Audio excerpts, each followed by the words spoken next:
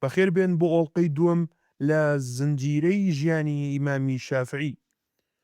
لە ئەڵقەی ڕابردوودا باسمان لە گرنگی ئەم زانایە کرد، بەڵام بۆ ئەوەی بزانین ئەم گەورەیە لەکوێوە سەرچاوی گرتووە دەبێت بگەڕێنەوە بۆ سەرەتا، بۆ ئەو ساتەی کە لە ساڵی 150 کۆچی لە خاکی پیرۆزی غەزە منداڵێک لەدایک بوو کە دواتر بوو بە نوێکەرەوەی ئاینی ئیسلام.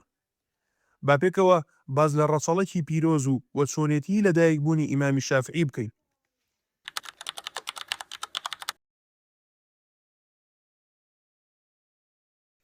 شافعی لە ساڵی 150 لە غەزە لەسەر زەوی فەڵەستین لەدایک بووە.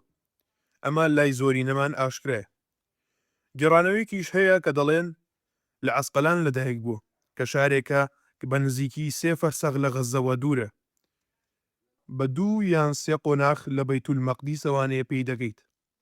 گێڕانەوەیەکی تریش هەیە دوورتر لەو دوانەیە کە دەڵێت لە یەمەن لەدایک بووە. یاقوتی حەمەوی لە شافعیەوە گێڕاوێتەوە کە وتوێتی لە یەمەن لەدایک بووم، دایکم دەترسا لە ناو بچم هەڵی گرتووم و هێناومی بۆ مەکە، لە کاتێکدا تەمەنم 10 ساڵان بووە یان نزیک لەو تەمەنە. بۆچوونێکی تریش وتراوە بۆ یەک خستنی ئەم 3 بۆچوونە، ئەویش ئەوەیە کە لە غەزە لەدایک بووە و لە عەسقەلان گەورە بووە و عەسقەلان هەمویان لە خێڵەکانی یەمەنن. ئەوەش مانای ئەو قسەیە کە هەندێک وتویانە لە یەمەن لەدایک بووە، واتە لەناو ئەو خێڵانەدا کە هەمویان یەمەنی. یاقوت ئەو 3 گێڕانەوەی هێناوە لە باسی لەدایکبوونی شافعیدا. پاشان وتوێتی گومان لەوەدا نییە کە لە غەزە لەدایک بووە و دوای چووە بۆ عەسقەلان تا گەورە بوو.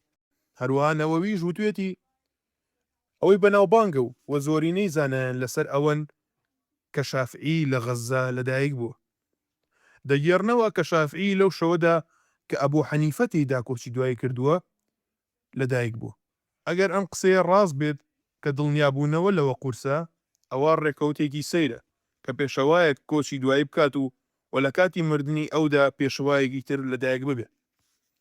شافعی ئەبوو عەبدوڵڵای محەممەدی کوڕی ئیدریسی کوڕی عەباسی کوڕی عوسمانی کوڕی شافعی کوڕی سائیبی کوڕی عوبەیدەی کوڕی عەبدیەزیدی کوڕی هاشمی کوڕی متەڵیبی کوڕی مەناف. شافعی عەرەبە و قوڕەیشیە و هاشمیە و متەڵیبیە. لەگەڵ پێغەمبەری خودا صلی الله علیه وسلم لە باپیرەدا عەبدولمەناف یەک دەگرنەوە. بۆیە بە شافعی دەوترێت کە ئامۆزای پێغەمبەرە. یاقوت دەڵێت ئەم هاشمەی لە ڕەچەڵەکی شافعیدایە، ئەو هاشمە نییە کە لە ڕەچەڵەکی پێغەمبەری خودادایە صلی الله علیه وسلم. ئەو هاشمی کوڕی عەبدولمەنافە، بەڵام ئەم هاشمە برازای ئەو هاشمەیە. شافعی بەم پەیوەندی بە پێغەمبەرەوە خۆی بە خزمی پێغەمبەر صلی الله علیه وسلم دادەنا، بەڵکو لە ڕەچەڵەکی خزمە نزیکەکان، ئەوانەی کە پشتگیری پێغەمبەریان کردووە لە سەردەمی نەفامی و ئیسلامدا. وەچون بۆ سەرخستنی پێغەمبەر کاتێک کە قوڕەیش لە خۆیانیان دابڕی و لەگەڵ پێغەمبەردا بەرگەی ئازاریان کرد، کەواتە ئەو گومانە ڕاز نییە کە هەندێک کەس هەیەە کە لە دژی شافعی دەمارگیرن و دەڵێن لە ڕەچەڵەکدا قوڕەیشی نییە، بەڵکو تەنها بە پشتگیری قوڕەیشیە.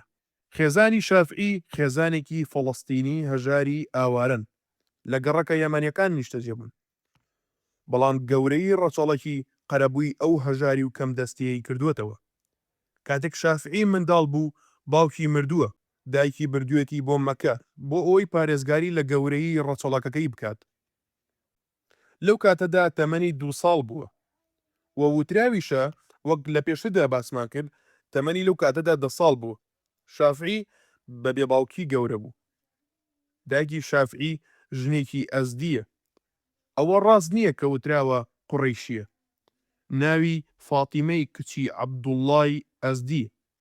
نەوەوی کاتێک باسی دایکی شافعی کردووە فەرموودەیەکی گێڕاوەتەوە کە پێغەمبەری خودا صلی الله علیه وسلم فەرموویەتی ئەزد شێری خودان لەسەر زەویدا. خەڵک دەیانەوێت کە هەر نزمیان بکەنەوە، بەڵام خوای گەورە هەر بەرزیان دەکاتەوە. کاتێک دێت بەسەر خەڵکیدا کە پیاو دەڵێت خۆزگە من ئەزدی بوومایە و خۆزگە دایکم ئەزدی بووە، و هەروەها فەرموودەیەکی مەوقوفیشی گێڕاوەتەوە کە دەفەرمێت دەسەڵاتداری لە قوڕەیشدا و دادوەری لە پشتیواناندا و بانگبێژی لە حەبەشیەکاندا و سپاردە پارێزی لە ئەزدیەکاندا. شافعی بە هەژاری و لاوازی و ناڕەحەتی گەورە بوو. ئەو لە کاتی فێربوونی زانستدا پارچەی قوڕی برژاو فخاری کۆ دەکردەوە و پارچەی پێستە و وەلقی دارخورما و ئێسکی وشتری کۆ دەکردەوە بۆ ئەوەی لەسەریان بنووسێت. دەچوو بۆ ئەو شوێنانەی کە تۆمارەکانی لێبوو و داوای لێ دەکردن کە کاغەزی پێ بدەن بۆ ئەوەی لەسەری بنووسێت. دوای ئەوەی لە مەڵقەیەدا زانیمان ئیمامی شافعی لەکوێ و لە ناو چ بنەماڵەیەکدا لەدایک بووە، پرسیارەکە لێرەدا ئەوەیە: چۆن منداڵێکی هەتی و غەریب لە مەکەدا توانی لە تەمەنێکی زۆر کەمدا ببێتە جێگەی سەرنجی هەموو زانانی حیجاز؟ لە ئەڵلقەی داهاتوودا باسی سەرەتای گەشتە زانستەکەی ئەو زیرەکیە دەگمەنە دەکەین کە مێژووی سەرسام کرد. چاوەڕوان بن.